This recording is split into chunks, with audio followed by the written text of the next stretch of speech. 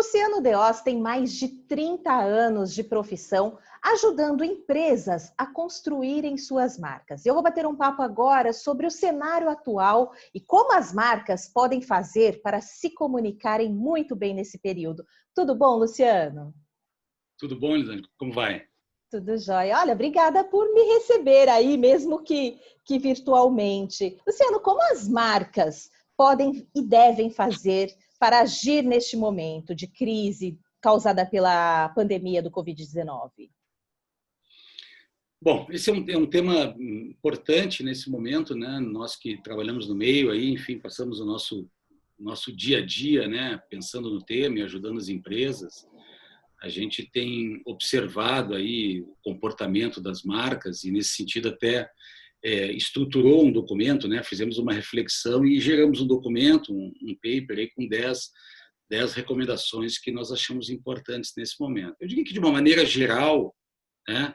Eu acho que tem alguns pontos que são muito significativos que as empresas devem ter atenção, né? Eu acho que o primeiro ponto é, evidentemente, a preocupação muito mais com a ação do que com o falar, né? Muito mais com o fazer do que o falar, né? Eu acho que assim, nós que somos do mundo das marcas, do marketing, muitas vezes a gente vê uma preocupação exagerada das empresas saírem falando, né? E falarem primeiro que os outros, se posicionarem, né? Mas eu acho que esse momento é um momento muito da ação, de mostrar para a sociedade como que as empresas podem ser proativas no sentido de apoiarem as diversas demandas que a sociedade tem, como que elas podem ser também muito rápidas e ágeis no sentido de manter a sua operação funcionando, porque várias empresas, né, estão com muita dificuldades, porque seu mercado praticamente deixou de existir em algumas indústrias, outras cresceram essa demanda, né? Mas eu acho que esse tema, né, de foco na ação, na resposta é muito rápida, ao mesmo tempo sendo proativo com a sociedade e não tendo aquela preocupação imediata de sair contando o que está fazendo. Portanto, assumir determinados discursos, como algumas empresas andam falando, muito em propósito, né? Mas sem ter isso verdadeiramente na sua essência, pode ser um pouco perigoso, porque talvez elas não tenham condições de assumir esse discurso do momento ou essa intenção do momento como uma coisa absolutamente genuína da sua marca. E, Luciano, até agora, pelo que você viu, você acha que as marcas estão acertando na comunicação e na maneira de falar? Como você avalia tudo que você viu até agora? Olha, quando a gente fala marcas, né, a gente está generalizando, né? Eu vejo que tem 3 grupos de empresa, basicamente, né, que tem trabalhado nesse sentido. No primeiro bloco de empresas, que são essas organizações que estão sendo muito proativas, estão tendo a sensibilidade, né, seja por uma variável de mercado onde elas estão sendo muito demandadas, pega o setor, por exemplo, de .com, e nesse caso o Magazine Luiza, Mercado Aberto, seja os bancos, porque tem uma questão financeira muito implícita, ou outras que não estão na agenda do consumo, mas que já têm uma trajetória como Natura, em termos de posicionamento e tal. Então, acho que essas têm a sensibilidade e estão tendo a capacidade de conversar na medida do contexto atual. Tem um segundo grupo que é engraçado, que parece que não existe nada. Continua anunciando com a sua oferta no dia a dia, né? Tentando vender o seu produto como se nada tivesse acontecido. E tem outras que sumiram da mídia, né? Tem várias empresas que sumiram da mídia, primeiro por retração também dos próprios investimentos, né? Quer dizer, o mercado não está vendendo, não adianta continuar na comunicação.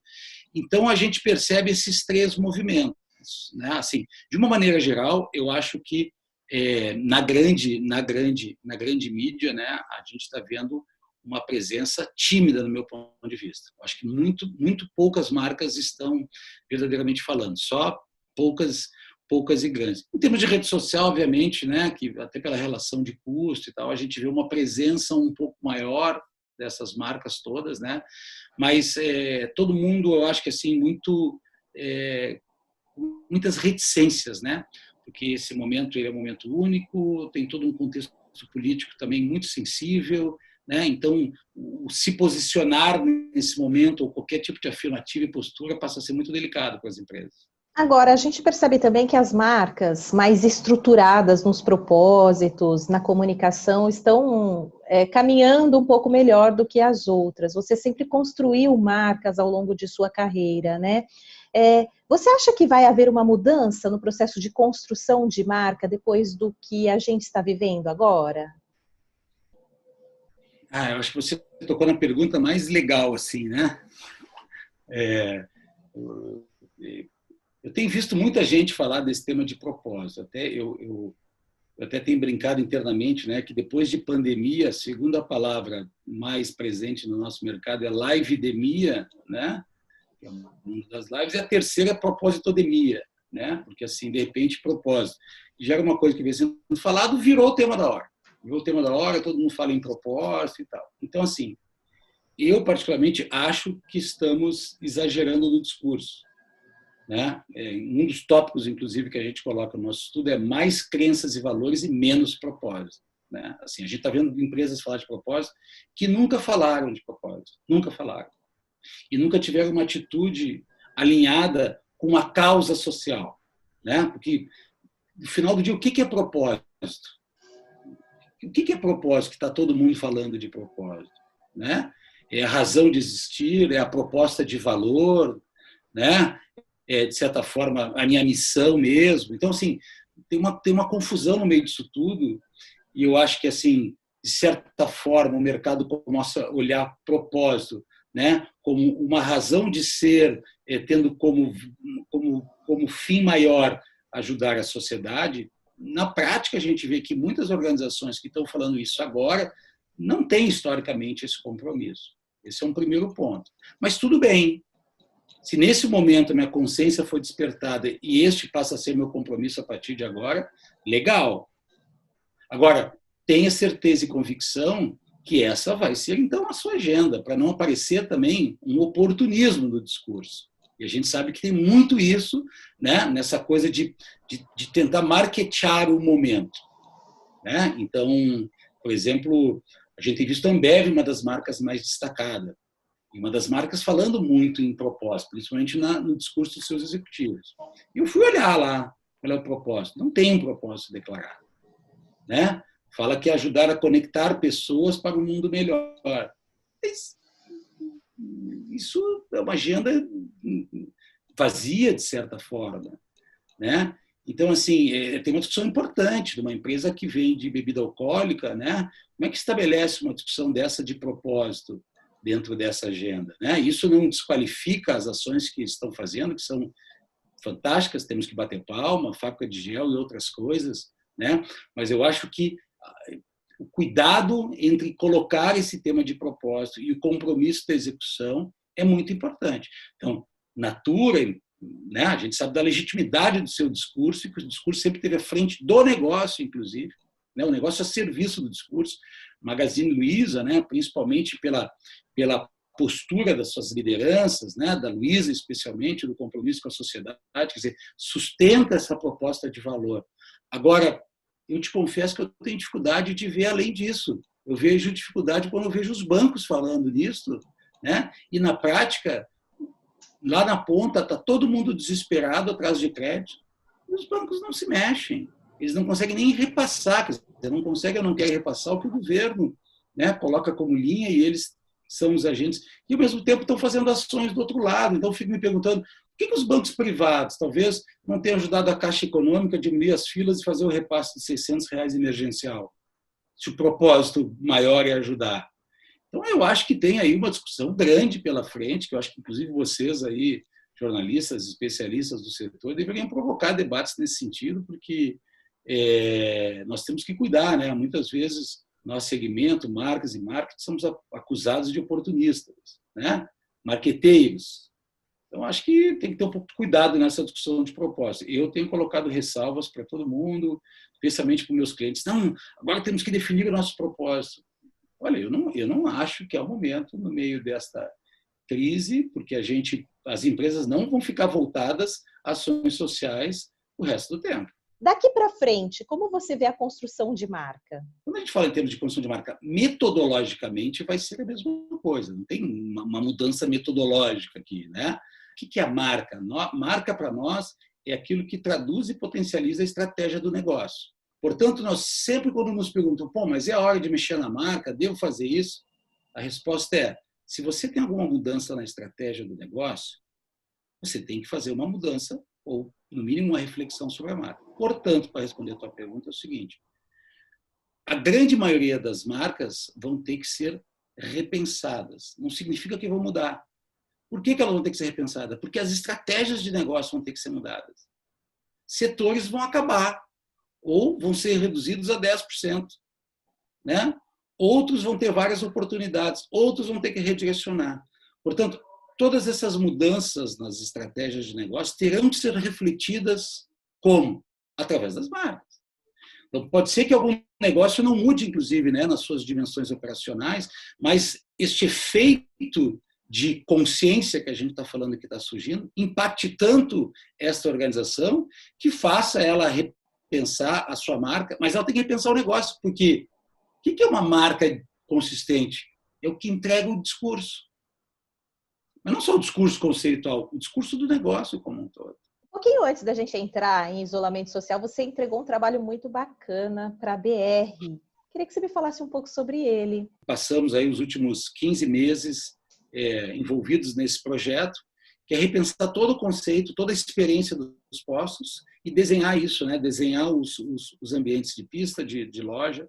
Então, é um trabalho de branding, no sentido de pensar o posicionamento, pensar conceito, pensar experiência, e um trabalho de design, de desenhar tanto a questão de imagem, gráfica, visual e também física do espaço, arquitetonicamente e tal, né? Então, muito robusto e muito complexo, porque nós estamos falando de implantação em 8.000 postos, custos, escala, logística, manutenção, né? E foi lançado agora em março, uma semana antes aí da nossa crise da pandemia. Inclusive já tem campanha no ar, já com a cara dos novos postos. E agora está começando um rollout, né? A gente fez 6 postos iniciais, agora estamos entrando numa fase de 40 novos postos, testando o rollout, ajustando, né? Porque também tem muito a aprender aí com essa experiência, para depois a BR seguir um rollout gigante aí pelos próximos anos, mas é um trabalho assim, um trabalho que nos toca muito, né? Porque eu sempre digo assim, o nosso trabalho tem essa coisa da gente fazer, mas a gente tem que fazer muito bem feito, porque a gente vai passar na frente dele por muitos anos. Nestes mais de 30 anos, foram muitas marcas que você ajudou a construir. E aí você está lançando um livro que conta um pouco sobre essa história. Isso. Pois é, a gente fez agora no final do ano passado 35 anos de GAD, de empresa, né? Enfim, a trajetória é longa, né? A gente, quando começa, não imagina que vai ser tão longa, enfim, aquela coisa toda, né? Entre sonho e desejo, às vezes o desejo acontece e tal. E essa história de livro, né? Para nós que somos designers, que somos da área, que temos esse vínculo também com o conteúdo, com produção, sempre, durante muito tempo, teve na nossa cabeça. A gente fez um pequeno livro lá quando fez 20 anos e tal, mas eu achava que era importante, no momento, a gente gerar ter um registro, ter um documento e tal, né? E a gente discutiu bastante, contratamos a DBA, que é uma editora especializada aí nesses books, né? Nesses livros especiais, diferenciados e tal. E começamos esse projeto e basicamente criamos um conceito em primeira mão aqui, estou te revelando, o nome do livro é Design to Branding, né? Quer dizer, uma trajetória de construção de marcas através do design, né? Ao longo de 30 anos.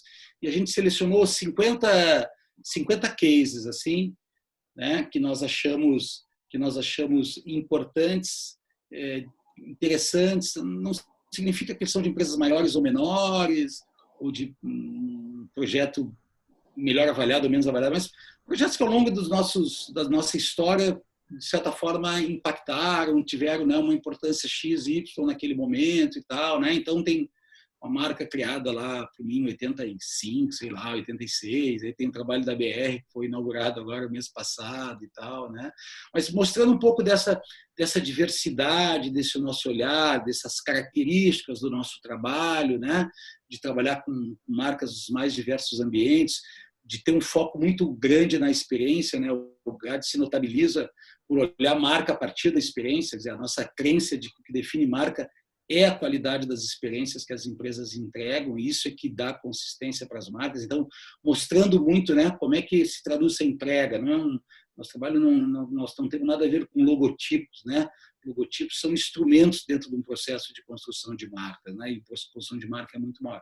Então, o livro tem esse objetivo, deixar registrado, compartilhar, né, o nosso aprendizado, o nosso conhecimento. A gente sempre teve essa preocupação muito grande no GRADE. E aí estamos esperando agora, né, baixar um pouquinho essa poeira aí da pandemia para poder lançar para o mercado, e certamente a gente vai voltar a conversar sobre isso. Olha, eu agradeço pela entrevista, muito sucesso para você, que você passe com muita saúde por essa pandemia e que logo a gente possa se encontrar no lançamento do livro. Legal, obrigado, Elisângela. Você é sempre muito simpática, muito atenciosa. Adorei a conversa, adorei as perguntas e que bom que a gente possa se ver rapidamente aí. Você também, fique bem aí, fique com saúde, com a tua família, né? Porque a gente tem muito pela frente para fazermos aí.